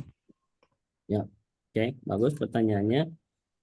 Kembali lagi tadi apa yang dilakukan ketika kita tidak ada tes, yang pasti kita bukan hanya suruh lari 12, 1000 meter, 2 meter, tapi harus ada target. Targetnya bukan hanya waktu, tapi juga yaitu tadi udah dijawab juga sama Coach Amal. Ya mungkin heart rate-nya. Kan prinsip latihan itu kalau volume besar, intensitas rendah. Kalau intensitas tinggi, volumenya kecil. Maka kalau tadi disarankan di bulan puasa itu volumenya nggak tinggi, dia sedang atau rendah mungkin 12 menit, maka intensitas juga harus dinaikin. Nah, misalnya kalau lari oke 12 menit ya, tapi intensitas naik nih 170 180. Nah, itu kan 170 180 itu intensitas menengah ke atas lah. Ya, sedang ke tinggi lah gitu. Jadi saya saranin seperti itu kalau belum ada tes gitu ya. Nah, nanti pastinya secara alami akan kalau kita banyak orang akan nggak akan sama-sama terus tuh. Ya, pasti akan dia merasakan dia oh ini terlalu kenceng nih. Ya. Jadi dia turunin gitu kan. Itu pasti akan secara alami akan disesuaikan dengan kemampuan masing-masing. Yang penting kita ada target heart rate-nya karena latihan itu berhubungan sama heart rate, intensitas sama jarak atau volume atau pengulangan yang kita berikan. Setelah Lebaran tes lebih bagus, ya nggak apa-apa gitu ya. Dalam kondisi setelah makan opor yang banyak dan libur yang agak lama, ya kita tes kemampuannya seperti apa. Nah, kalau yang program berkelanjutan, nah seperti banyak ya, Persib dulu pernah, saya juga dulu pernah ya di Pelita Bandung Raya. Setelah libur Lebaran, kembali ke latihan, kita ada tes blip. Kalau berkurang 1 level dari tes awal, nah denda 500.000. Nah pemain liga kan lumayan lah gajinya. Dendanya 500.000 per level.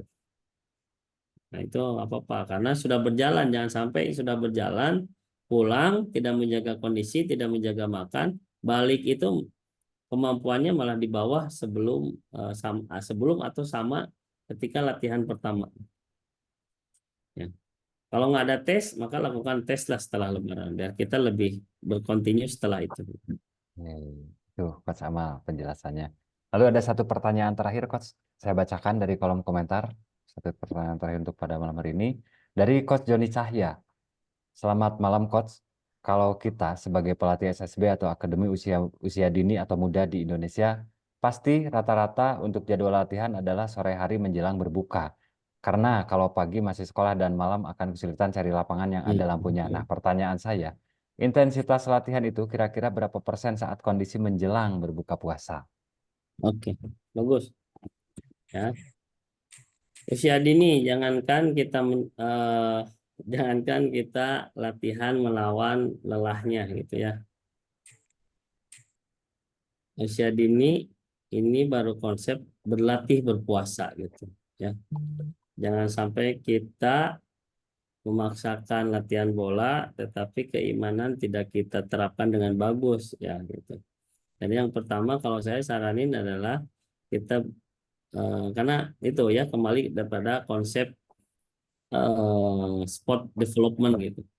Kita pelatih sehebat apapun tidak bisa menjamin anak ini menjadi pemain bola nantinya gitu ya. Walaupun dia bagus dribble, bagus shooting, tidak ada yang bisa menjamin dia akan terus jadi pemain bola. Ya. Tapi yang pasti dia akan tumbuh kembang, mau dia jadi pemain bola mau enggak, mau dia jadi pengusaha, mau jadi guru, mau jadi apapun. Tapi kalau kita sudah menerapkan eh, hal yang positif buat dia, maka harapannya hal positif ini akan dibawa terus ke kerjanya dia, ke masa depannya dia. Gitu. Jadi jangan memaksakan untuk latihan yang melelahkan buat mereka. Atau kalaupun misalnya lelah kan dekat ke maghrib, itu nggak jadi masalah, bagusnya memang sore. Lalu berapa persen yang harus tingkatkan? Saya tidak bisa menjawab kalau ditanya persen, karena persen itu harus akurat ya. Kalau latihan tingkatkan 50%. Nah, 50% dari berapa? Berapa 100%-nya? Kalau kita misalnya bicara waktu, kalau biasa sebelum puasa 100%-nya 90 menit, oke, latihan puasa itu 50%. Berarti ya 45 menit aja setengahnya. Makanya saya nggak bisa menjawab persen itu maksudnya apa, tapi yang pasti anak-anak belajar puasa aja udah bagus gitu ya. Sehingga ketika saya juga sama kalau puasa kemarin melihat bagaimana beberapa akademi capek coach, ya udah jangan dipaksa, lebih baik dia istirahat gitu. Dan Ya, ada Coach yang Iman Ate pasti, tadi, Coach. Hah? Terakhir mungkin ada Coach Iman Ate tadi nanti Nah, setelah ini beres terakhir pertanyaan. Coach Joni Cahya, yang pasti di anak-anak SSB Akademi Usia Dini itu konsepnya sama, apalagi dalam puasa kita harus mendesain latihan yang menyenangkan buat mereka. Sehingga anak menikmati latihan, tidak tidak mengurangi rasa lelah karena puasa, tetapi karena menikmati latihan, pemain tidak merasakan puasa gitu. Kenikmatan latihan itu muncul dari sebuah variasi latihan. Nah, variasi latihan ini dibuat oleh seorang pelatih. Maka pelatih harus berusaha untuk sekreatif mungkin. Ya. Kedua adalah selain pemain itu harus senang, kedua adalah dalam setiap latihan, ya khususnya puasa lah, pemain bisa melakukan kelebihan-kelebihannya dia. Ketika pemain itu bisa melakukan kelebihannya dia, maka dia senang melakukan, maka dia akan menikmati latihan. Ketika menikmati latihan, seberapa besar pun dalam kondisi puasa, mereka akan tetap menikmati latihan dan tidak terasa puasanya gitu. Oke. Mantap. Barusan ada Coach Iman Ate di kolom komentar. Coach Iman, masih ada? Silahkan. Coach Terima Iman Ate. kasih. Salam kenal, Coach. Siap. Mungkin saya yang paling muda di sini, udah di 50.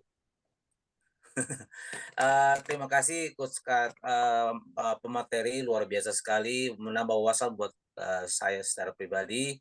Yang saya mau tanyakan adalah tentu semua pelatih jenis olahraga apapun itu kan tidak terlepas dari kontrol untuk lifestyle calon atlet yang dipersiapkan baik secara latihan dan terutama untuk kebutuhan nutrisi. Menurut pengalamannya Coach, yang saya alami di lapangan adalah dulu ketika saya di usia dini bersama Bagas Bagus, Fernando, Sultan Zico, Dulu Hmm. kan saya sering memberikan makanan itu lebih saya berikan nasi merah ketimbang nasi putih. Ya, Lalu proteinnya itu saya lebih arahkan ke protein nabati daripada hewani. Mohon petunjuknya, Coach. siap. Oke, saya sangat setuju. Nasi merah itu karbohidrat kompleks dibanding nasi putih. Apa karbohidrat kompleks itu? Nasi merah lebih gampang dicerna, tapi kandungan energinya lebih banyak dibanding nasi putih. Ya, tapi kadang kita ya lebih melihat rasa dibanding kandungan gitu. Kenapa ya? Mohon maaf, mungkin ya saya juga apa ini dapat dari guru saya, profesor saya. Kadang kita ke anak itu ditanya, nah apa yang kamu inginkan gitu ya, sehingga itu menjadi kebiasaan apa yang dia rasa gitu ya, rasanya senang. Tapi pertanyaan itu katanya coba dirubah, nah apa yang kamu butuhkan, dan itu biasanya orang tua atau pelatih yang lebih tahu apa yang dibutuhkan oleh seorang atlet. Makanya sekarang 4 sehat 5 sempurna itu tidak cukup. Sekarang itu adalah gizi seimbang. Artinya ada pemain yang perlu karbohidratnya lebih besar dibanding proteinnya. Ada pemain yang karbohidratnya kecil tapi protein nabatinya yang lebih tinggi. Nah, itu yang disebut gizi seimbang. Karena kemarin ada yang sebutnya adalah apa ya, sport gain atau apa gitu. Tipe-tipe orang beda-beda. Ada yang makan sedikit ya tapi cepat gemuk gitu, makan banyak tapi nggak gemuk-gemuk. Nah, itu karena beberapa karakter tipe daripada bagaimana tubuh kita menyerap kandungan-kandungan yang kita makan gitu. Nah, yang pertanyaan pertama adalah betul, sangat setuju, nasi merah lebih bagus dibanding nasi putih karena karbohidrat kompleks gitu. Nah, pertanyaannya adalah suka dan enggaknya. Nah, itu yang harus kita biasakan dari mulai usia dini gitu ya. Apa yang kamu butuhkan itu. Setuju. Yang kedua, terkait protein nabati hewani, saya rasa dua-duanya penting. Hanya kapan yang harus kita makan. Kedua, apa yang dibutuhkan lagi. Karena misalnya antara sapi dan ayam sama-sama daging, tapi apa ketika pabrik tubuh kita mengolah daging merah itu lebih berat. Maka ketika mau pertandingan, dikurangi daging merah. Kalau mau daging ayam, sama-sama daging, tapi penempatan dan timing momennya itu yang harus kita tahu.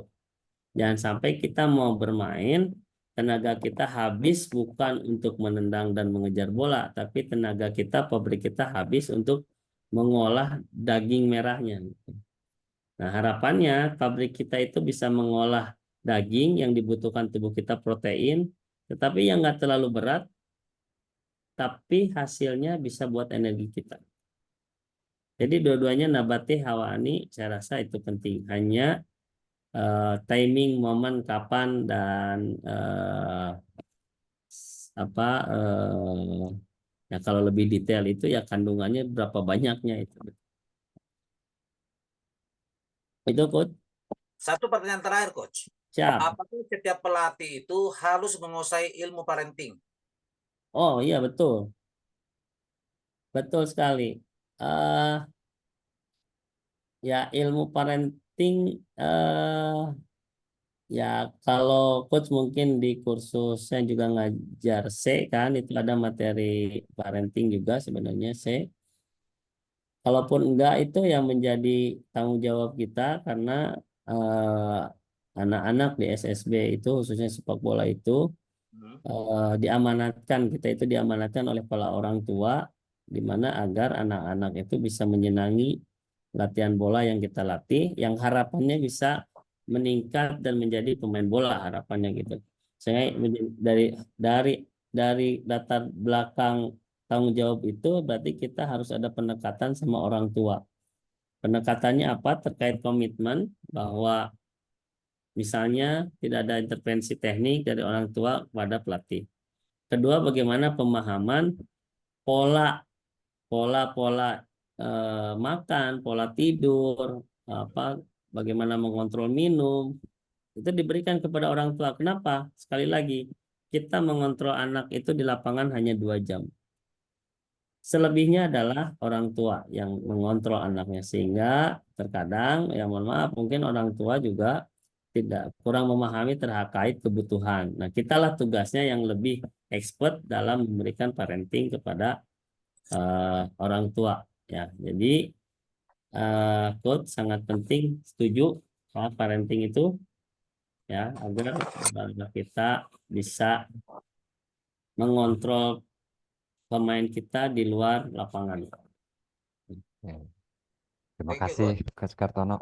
Mungkin di sisi terakhir ini Coach ada satu patah, 2 kata patah untuk kesimpulan materi Coach Kartono pada malam ini, silakan Coach.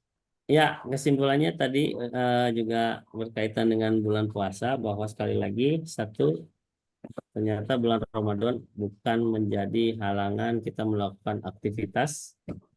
Bulan Ramadan tidak menghalangi untuk kita memberikan sebuah pelatihan khususnya fisik. Yang perlu diperhatikan adalah bagaimana keyakinan kita, pemberian pemahaman kepada atlet kita untuk bagaimana asupan yang dimakan sama pola tidur yang perlu diperhatikan selama bulan Ramadan. Itu yang mungkin saya sampaikan. Lebihnya mohon maaf atas keterbatasan saya di malam hari ini. Saya sama proses belajar. Saya coba untuk materi hari ini adalah hasil riset agar lebih bertanggung jawab. Kalaupun ada kurang kepuasan, berarti itu yang pendalaman riset itu yang harus kita lakukan di tempat masing-masing. Baik, alhamdulillah sesi tanya jawab di acara sharing session kita pada malam hari ini sudah selesai dilaksanakan. Mohon maaf sekali apabila masih ada pertanyaan yang belum sempat terjawab dikarenakan keterbatasan waktu kita pada acara sharing session kita pada malam hari ini. Sebelum kita memasuki acara penutupan, kita luangkan sedikit waktu bersama-sama untuk on cam buat kepentingan dokumentasi bersama. Para coach dan para mahasiswi silahkan. Mungkin nanti ada beberapa kali kita pengambilan. Pada hitungan ketiga, saya akan coba ngambil, silahkan on cam semua, para coach sekalian. 1, 2, 3. Lalu slide selanjutnya, 1, 2, 3. Lalu 1, 2, 3. Oke, 1, 2, 3. Dan terakhir, 1, 2, 3. Baik. Hadirin yang berbahagia, alhamdulillah seluruh acara demi acara sudah selesai kita lewati. Dan akhirnya sampailah kita di penghujung acara. Saya beserta seluruh staf dari PT Prima Academy mewakili seluruh panitia yang bertugas mengucapkan terima kasih kepada seluruh peserta atas kehadiran dan partisipasinya di acara pada malam hari ini. Tidak lupa saya ucapkan terima kasih yang sebesar-besarnya kepada pemateri kita pada malam hari ini, Coach Kartono Pramdan, sudah meluangkan waktunya untuk mengisi materi pada sharing session online sesi 14 yang diselenggarakan oleh PT Prima Academy pada malam hari ini. Pada akhir kata, saya selaku moderator atau pembawa acara pamit undur diri. Mohon maaf apabila masih banyak kekurangan dan kesalahan dalam memandu acara sharing session kita pada malam hari ini. Sampai bertemu kembali di kegiatan webinar selanjutnya. Assalamualaikum warahmatullahi wabarakatuh. Coach Kartono, terima kasih. Para coach, mahasiswa-mahasiswa sekalian, terima kasih banyak. Waalaikumsalam warahmatullahi wabarakatuh. Waalaikumsalam warahmatullahi wabarakatuh. Waalaikumsalam, selamat malam. Tanggal 5 jangan lupa. Cair.